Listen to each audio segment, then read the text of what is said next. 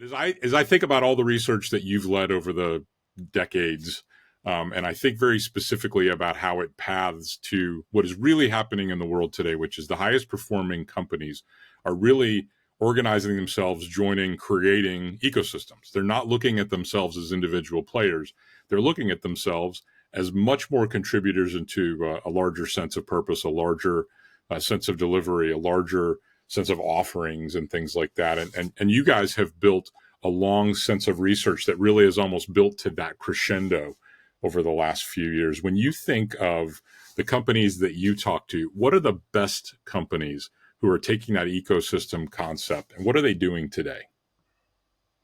It's a great question, and as you laid out so clearly, it makes me reflect on the kind of three stages that companies have to go through to be a successful ecosystem driver or participant. The first is they really have to clarify their purpose, choose a way to get from where they are today to where they want to be, and then partner really well. So companies that are just world-class at this today, Schneider Electric, one of the most interesting examples we've been studying and working with, moved from a company that had almost 100% of their revenue selling energy management products 10 years ago. Today, 50% of their revenue IoT-enabled services, providing their customers with energy efficiency. So moving from a model of only selling energy products to 50% online services connected into the hospitals, offices, factories of their customers, and partnering with third parties so that Schneider Electric's software is agnostic and connects together not only Schneider hardware, but many other companies as well. So you can imagine the organizational change required to get there. So I love how you, as the genius that you are, sort of glossed over a massive change management effort for a company like that, right? And so go back to the digital savvy part of the research that you guys have done, and then how how does Schneider's board look at potentially tearing down a huge part of their turnover at some point, right? The risk associated with doing that, in favor of looking, hey, for the next 10 years, there are these market trends that we're going to we can either lead that, and play the innovator dilemma game, or we could sit back and wait and let someone else disintermediate us. What was their thought process at that point? And then how do you see other companies making that leap of faith? Yeah, it's a great question. More than 10 years ago, I did a workshop in Hong Kong with Schneider on this topic, and it's a long journey. And you mentioned one of the most important groups in the organization, not only at Schneider, but all organizations that transform, and that's the board. And so having a board that's digitally savvy, that understands the trade-off of keeping recurring revenue versus the new opportunities. If you think about Schneider's business 10 years ago, there were lots of other companies entering the energy management business from other industries. There was a lot of pressure on price. Many core products of Schneider and many other companies become a commodity. So the question is, how do we see that long-term business model? And so the place to go when that happens is always to the customer. What does the customer want? And so typically what we see is customers don't just want the product, but they want a solution to their problem. And the problem for Schneider's clients was, how do we do a better job of energy management? How do we increase sustainability? So now Schneider, for example, has sustainability as a service as one of their businesses. And that, Paul, that option of X as a service is a huge upside, I think, for many companies today. What are things you do really well today that you could sell as a service in a connected API way? So we're seeing a lot of organizations around the world generate new value in that area. But to your point, the change management is relentless. And like all change management, There are things you have to blow up in the way you did work before to create a new opportunity. And one that you and I have talked about before and is close to both of our hearts is taking a platform mindset as opposed to the creation of a local solution, which leads to those wonderful silos and spaghetti that we see so often. Yeah, oh, for sure, for decades. Yeah, we're going to get to the platform part because I think that's a really important part. And, from our experience, we see lots and lots of transformation efforts that happen in a very point way, right? Whether it's a market segment or a particular product line or a particular partner even or ecosystem that people provide. And they want to fix a particular as a service, right? A problem as a service. How do the best companies turn those into platform ideas as opposed to having lots and lots of little organic pseudo transformations? Such an important question. Those pseudo transformations, in our experience, don't add up to a big transformation. In fact, the problem we're seeing right now is that transformation is stalling in a number of organizations because they have multiple efforts not coordinated. So whether it's country or product or customer segment, whatever it is, very local. And so you can imagine, take a large bank. I won't mention the name, but I have one in mind.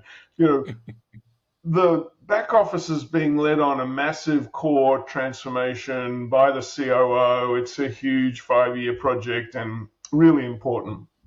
Got a compliance component. And then each of the lines of business are on separate transformations that are customer oriented, a new app or a customized offer or a B2B set of treasury services. And you can imagine all these transformations putting pressure on the technology part of the organization. And the arrowheads of the transformation don't connect together. And we don't get cumulative benefit. And in fact, in the worst cases, we get more legacy, we get more technology debt. And so one of the biggest breakthroughs we see is creating something as simple as a common language across the top management team. And we at MIT CISR have done a bunch of workshops for senior executive teams where we ask them to say, okay, here are the ways you can transform. If you think about transformation with two axes, customer experience on one, operational efficiency on the other, silos and spaghetti bottom left, future ready top right, there are multiple pathways to get there. We found 4. And I was just doing a workshop last week with a very large manufacturing company, and I got them to do polling. So if there's been a gift from COVID, Paul, it's been polling. I've learned how to do polling, to get people's views. And the top 10 management people, the CEO and the direct reports, there were 9 different views on which pathways they were on. And the CEO stepped back and said, that's the problem. We haven't resolved that. We haven't got that common vision, and we've got good people doing local solutions. So let's keep with the bank example, because I think it even gets more complicated when you think about core banking transformation and you think about them looking at systems now that have to be more digital and more integrated with their customers and provide an entirely new class of services from the things that drive trillions of dollars or trillions of, insert your currency here every single day. But then there are compliance related things that happen in markets like PSD2 in Europe or the Australian data privacy that's happening. There's all these different axes. How have you seen in that meeting, what were the guidelines that people chose for prioritization? Like, how did they rationalize 9 into 1 or into 2 or into 3? It's a fabulous question. And it comes down to, the opportunity versus the fear, right? So there's a feeling in some financial services firms that regulation prevents us from doing what we need to do. I see it the opposite, that the companies that are effectively going to manage the regulation that financial services need are going to perform better. So the big challenge for banks is that they have a back book. They have businesses that go for years because they've got investments or insurance or things that are recurring. But slowly that's being eroded away, and banks are facing a fork in the road. They're either going to go away from the customer and become the banking as a service that other organizations, Amazon's or whoever it might be, have the connection to the customer, and banks provide the regulated service. They're basically selling regulated services or regulated financial products as a service plugged into the back of other companies, or they'll go towards the company, and that requires a significant reinvention of instead of pushing product, helping the customer solve their problem. Finding a home, starting a small business, doing an international trade, something that's got more and more complicated. So back to your question, how do they prioritize? One of the things we see is that if you think about the core product of a retail bank, it's mortgage. You can sell that mortgage directly, or you can sell that mortgage through an X as a service. And those are huge growth areas. That's selling the mortgage as X as a service. And then the question that a lot of banks face is, should we broaden what we offer to have complementary products? Should we then organize partnerships with realtors to find a home, or insurance agents? And so that, I think, is the big challenge facing banks. Focus on what we do really well, become a very efficient X as a service provider, or change the way we operate to really meet the customer's journey. And I can tell you there's a few banks in the world, I think, that are doing a great job of that. One is a bank you and I have talked about before in Singapore, DBS, probably the best bank in the world today. And one of the growth areas for them has been ecosystems, the energy management ecosystems and other kinds of ecosystems where they bring together multiple providers to solve the customer's problem. So I think, and I don't think there's been a more interesting time to be a banking executive, because those are really important trade-offs, and you have to stop doing a bunch of things that are marginal value creation. And that's where the board and the top management team have to have a common language.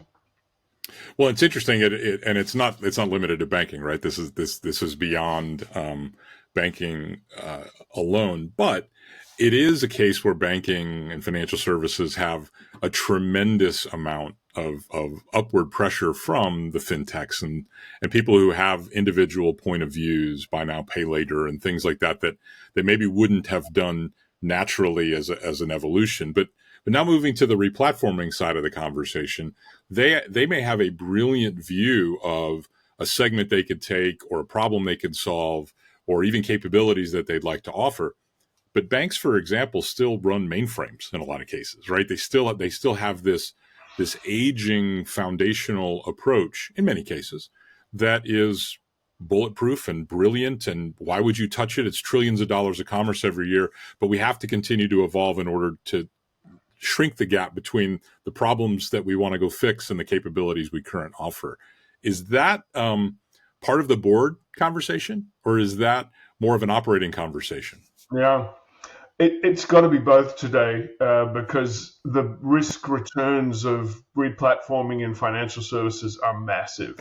You are effectively replacing the heart and lungs of your organization with a replatform. And we've studied that, and we found there are kind of 4 different approaches to replatforming, with different risk return profiles and different investment levels. And that has to be a board and senior executive conversation. And one of the things that we've been working a lot recently with senior executive teams is how to explain replatforming to boards in a way that the board can have a good understanding and be part of the discussion. too often it's a black box. We're going to do replatforming, trust me. And one of the ways boards have responded to that is to say, hey, we need a real-time dashboard that tells us how is the value being accumulated. And I think this is a general lesson for me for 2023 is digital is all about value capture. And we see sort of three kinds of value, operational value, customer value, and ecosystem value. And depending on the pathway you take, you'll accumulate the value in different order. However you do it, if you go replatforming and do the operational value first, you need to have agreed upon metrics that are in real time presented to the stakeholders, the teams, the board, the senior management. And we found something absolutely fascinating this year. We measured the effectiveness of dashboarding, and companies that are in the top quartile of effectiveness of dashboarding perform better on just about everything. And when we talked to senior executives, CEOs in particular, they all said the same. Dashboarding has three important things. One is it helps us decide what value we're shooting for. Second, it measures us in real time. And third, everybody gets to see it so they can do course corrections. And so for replatforming, because it's such a big investment and because it's got potential problems, you need to have that real-time data.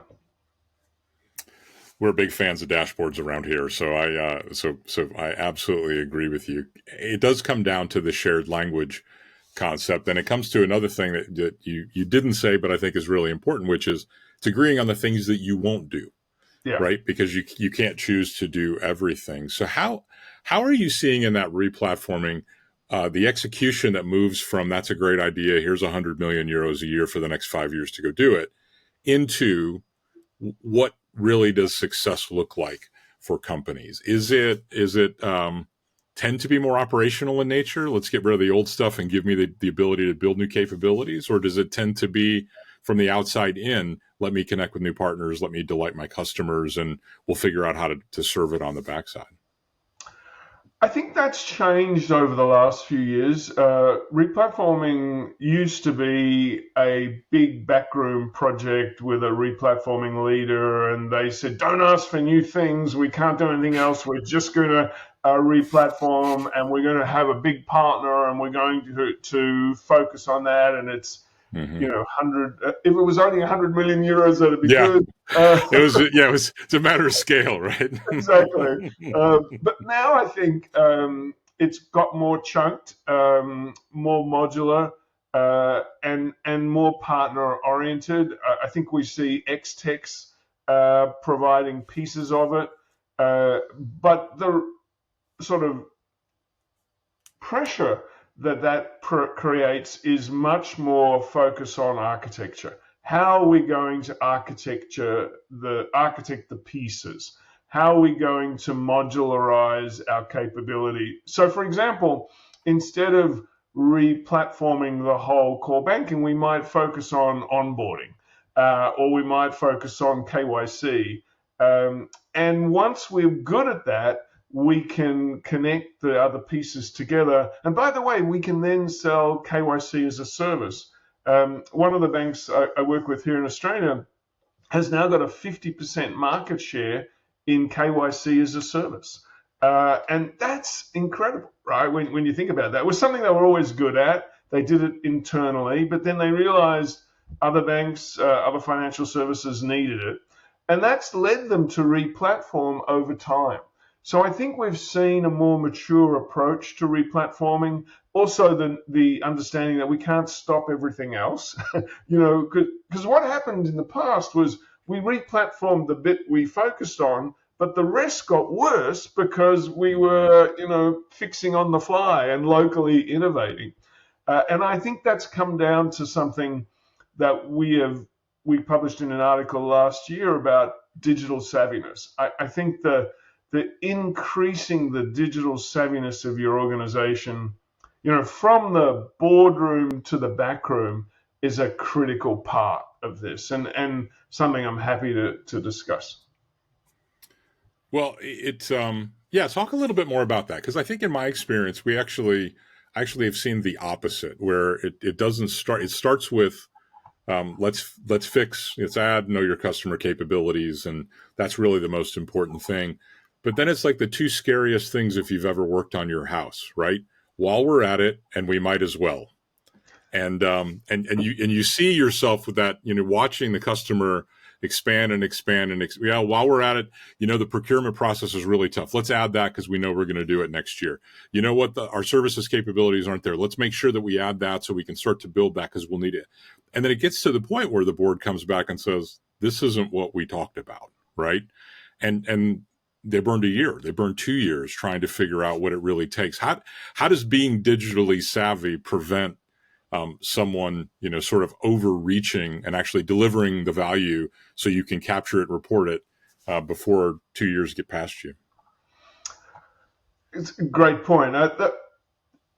One of the essence of digital savviness is knowing what we're talking about and having a common language. So if you say we're going to do core replacement, or you say, no, we're going to build an API layer as our replatform strategy, they are two different approaches with two different outcomes that will leave the technology landscape looking different.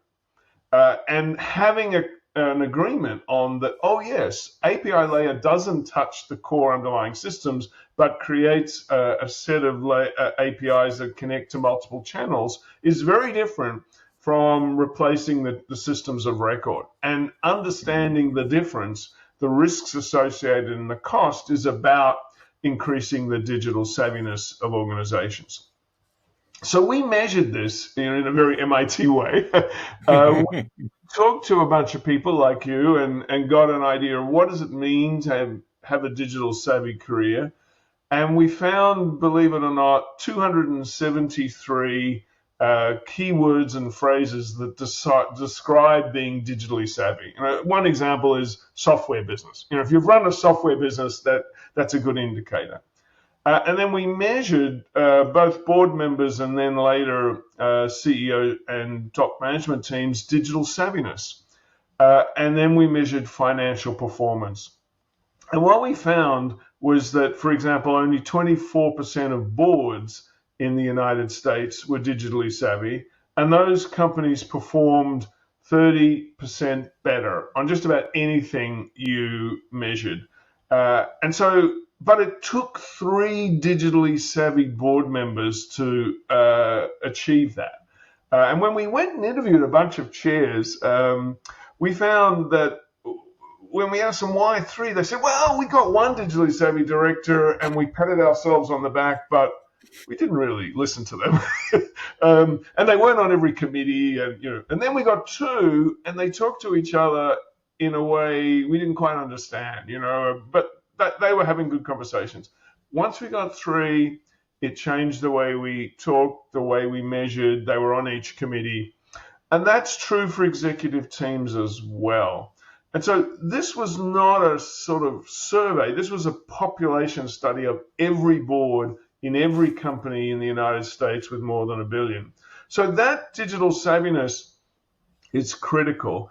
And then we went on to say, what are the practices that differentiate digitally savvy companies from others? And there were 10, and I'll just mention 1 or 2, and then we can chat about them. The first one was they innovate in a completely different way, and in a digital way. And the results are that the top quartile of digital savvy companies have 59% of their revenues from new products or services introduced in the last 3 years. So their ability to plug and play and innovate is huge. And compare that to the bottom quartile of digitally savvy companies, where only 18% of their revenues came from new products and services. So massive. And then the second one, the point you made earlier, which is they're modular, open, and agile. 80% effectiveness on that for the more digitally savvy companies versus 35%. So those two things really make a difference in digitally savvy companies and lead you to the open ecosystem, open banking world that we talked about earlier. Mm-hmm. And I would imagine, is there a correlation in terms of digitally savvy, which sounds like more operational and capability driven and understanding the market, and business model choice, business model selection, as those things evolve? Yeah, it's a great point. We hadn't seen that early on, but now we see it. And we see the digitally savvy companies have more ecosystem driver models, more revenue from ecosystems. Take a company like Bayer's Climate Field View. That's a service to farmers where they provide farmers with a way to manage the yield per square meter of their land, as opposed to selling just the inputs of seeds and herbicides. It's a Mm-hmm. technology platform with satellite imaging, with sensors in the ground, with great data on where they're all integrated. And so new models like that, ecosystem models, but also don't forget the models of X as a service. I think that is going to be one of the great growth areas. What is it that you do better than anyone else, and how can you, in a digital way, partner to provide that service to your B2B customers? So I think that the digital savvy correlates to these more digital business models. But the question I've been struggling with is how you get there. And it wasn't until we started to measure the sort of leadership style that we realized something really important. The companies that were digitally savvy had moved away from a command and control leadership structure to a coach and communicate structure. And that was a big shift. And many companies have not made that yet. Uh, but it leads you to the point of saying, well, it's also much better for retaining our employees because they feel empowered. There's better data on their performance. There's better information for them to do their jobs. So that's the package we see that predicts success going forwards. So just one follow up on that. How are those companies?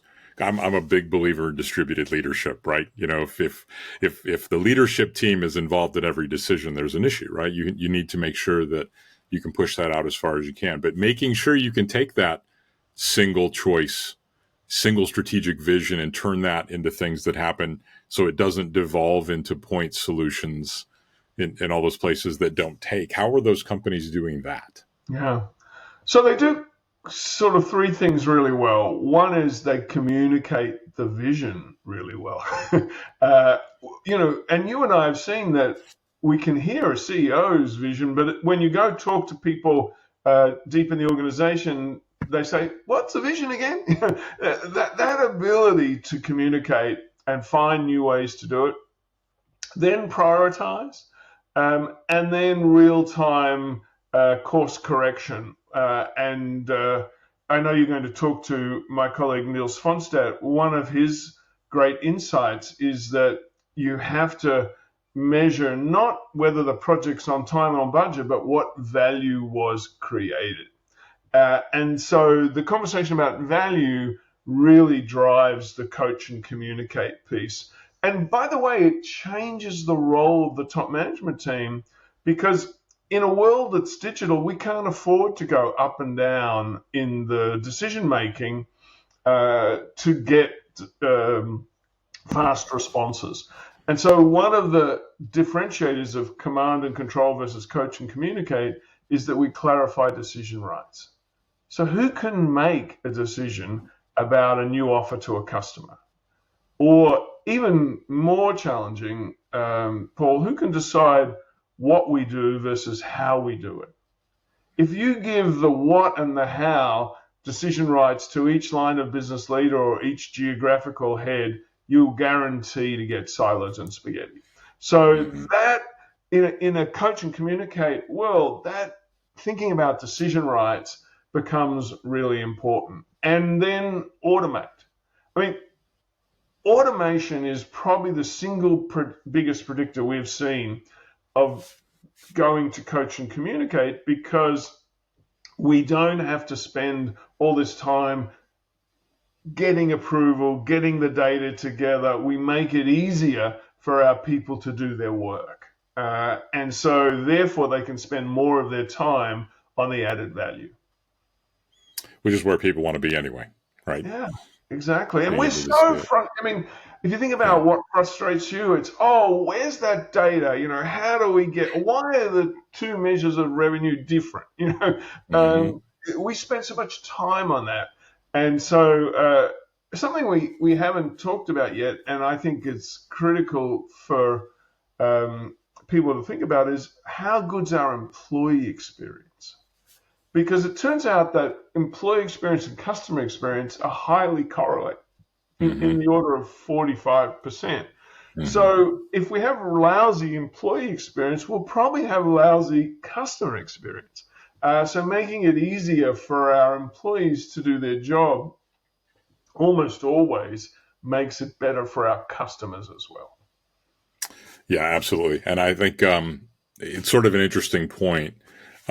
It seems like that when we have these conversations, there are these massive exogenous factors that are out there sort of looming, whether it's COVID or the impending recession and things like that. How are companies using those as either accelerants or brakes on the decisions that they really are trying to make or know that they need to make? Yeah. Well, I think we'll look back, we already have, on COVID as one of the great steps in digital transformation. Companies had to learn how to be digital. And the companies that did it well have now used that momentum to continue to transform. And we're going into what seems like a downturn. I'm seeing a lot of companies trim their budgets, reprioritize.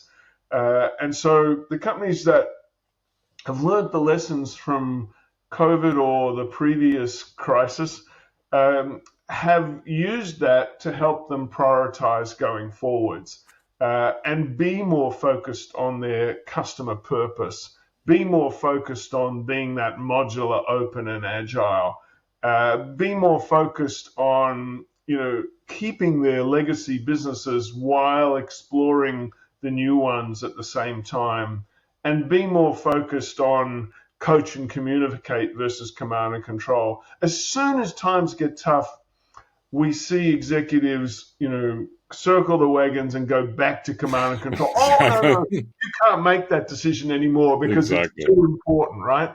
That's a pretty good symptom of whether you've made the cultural change, Paul. Yeah, I think the culture is having, certainly not as many times as you, but had 30 or 40 of these kind of conversations in the last year. Change management and culture seem to be the predictor of digital transformation success or not.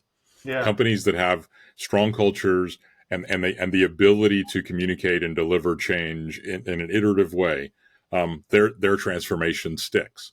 And if they don't have that, they get bursts and then they fall right back into the, no, you can't make that decision. Who can do that around here? Who's going to be capable? So it's a really good lesson. Just to be controversial for a moment, Paul, I think it's virtually impossible to go out and change a company's culture. I don't think it's a mission that you should try. Instead, I think you should focus on the habits of the organization and slowly change those. And so that's why we found in this research on transformation that there were 4 organizational explosions you had to manage. One of them was taking a platform mindset. Another was decision rights. Another was new ways of working. And another was organizational surgery. If you address those 4, you will effectively change the culture. But going out to change the culture is incredibly difficult. No, it's impossible. The antibodies of the company attack it and kill it. Yeah, for sure. Exactly. Totally. Yeah. And so one of my favorite exercises is to say, and I did this recently with a large manufacturing company, is to take the senior executive team and say, okay, each of you write down the top 4 attributes of your culture, your as-is culture, and then the top 4 attributes of the to-be culture. And it turns out there was almost no agreement on either list. And that's a pretty interesting conversation to have. So I would step back from saying, oh, we've got to change the culture, to say, which of the explosions should we work on first? Is it decision rights? Is it new ways of working? That's what we've seen works. Yeah, that's fascinating. Well, one final question on the business model piece. When you talk about going to the as a service models, oftentimes you go from selling the factors, the inputs, which is discrete and understandable, and you know what your structures look like, and then taking on a significant amount of risk potentially that you never had before in terms of selling the outcomes, like in the seed to yield experiment. How are you seeing companies manage that change? Yeah. So one of my favorite examples of this is a cement company, one of the largest cement companies in the world, headquartered in Monterrey, Mexico, called Cemex, CEMEX. And they now have an NPS of 68, which is kind of unheard of, right? That's kind of Apple. For industrial materials, that's right. Unbelievable. They sell cement and aggregates to construction sites mainly. And so what they realized was that their biggest customer, intermediary customer, not the end customer, was the person who ran the construction site. And that's a really tough job, because everything has to arrive on exactly the right time for them to be productive. And there's weather and, labor shortages and lack of equipment and all that stuff, safety issues. Mm-hmm. So they created something called Cemex Go, which is a online platform from a mobile device that allows the customer to identify what cement they needed, get a price for it, make the order, and pay for it. And then with Uber-like tracking, track the delivery trucks for their movement towards the construction site. And that just changed the game for the construction manager, and allowed them to have better information about this very complicated job, and therefore the NPS of 68. So, and to your point, with that came operational risk, because now they had real-time tracking of their operations. And so think about how many customers see real-time tracking of your operations. Not that many, right? That's so once you expose that, you are then saying, oh, we've got to be, it's world-class at it. And to Cemex's credit, they have focused on being absolutely world-class on that. And then in certain markets, like their home market in Mexico, they said, well, okay, now we have that channel and with a really great customer experience, what about providing complementary products? So I think that's what happens. But just sort of step back from that. The first focus for Cemex was to realize there was an opportunity to provide a better service. They provided that, then realized now they're in an online world, that's an opportunity to be more efficient as well. And then in an online world, they could also provide complementary products. And now they have a technology company that provides these services to other companies. So like we see that very often, Amazon AWS combination. And so I think just about every company that you and I work with will have their equivalent of an Amazon and AWS going forward. So, Amazon is their ecosystem model. AWS is, what do they do better than anyone else that they can provide as a service to get scale, to learn from, to get better data, those sorts of things. Yeah, it's fascinating. How many board meetings have you been in when someone says, I want the pizza tracker, right? And they use the example of that. Yeah. And then someone says, oh, what if does that mean we're digitally sharing our dirty laundry? Yeah, once you share it, you're accountable for it, right? Yeah, and people exactly. can people ask. That that often leads to saying, "Oh, wow, we really have to re-platform," right? Yeah, Because exactly. you know The full circle. exactly. So one of the board members, I was just in a board for an insurance company, and one of the board members asked me an interesting question, and she said, "So, once we've done this replatforming, we can move on to, running the business." And I said, "Probably not. Replatforming is something you're going to do forever." Yeah, that's And where exactly right. I kind of fell, right? And I said, and the reason for that is it generates opportunity and value. So we better build that muscle, right? We better it shouldn't be a once every 10 years massive investment, high risk. It should be something we know how to do every year, as just the same way as we develop our people. Well, Peter, you've been very generous with your time today. I would ask you the final question, which is probably a big question. So, uh, what, in this time of year when everybody wants to talk about predictions, what are your predictions for 2023? Yeah, I could give you a dozen. I'm just going to give you one. And I've really enjoyed the conversation, Paul, so thank you. I think we have to take this phrase seriously. Goodbye industries, hello domains. I think we as companies feel like we operate in an industry. You're in the tech industry, I'm in the education industry, but actually it turns out customers don't care about the industry that your company's in. What they care about is the domain and their journey in that domain. So start a small business, or open an international office, or find a home, or lifelong learning, or wellness.